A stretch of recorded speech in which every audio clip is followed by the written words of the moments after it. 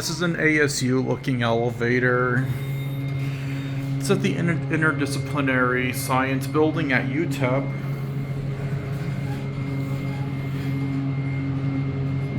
This so much reminds me of an elevator you would see at the ASU campus. You can't go to any of the floors, unfortunately.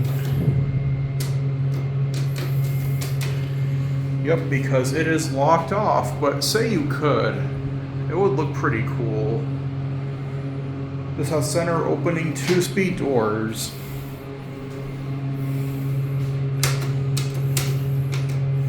EPIC failed.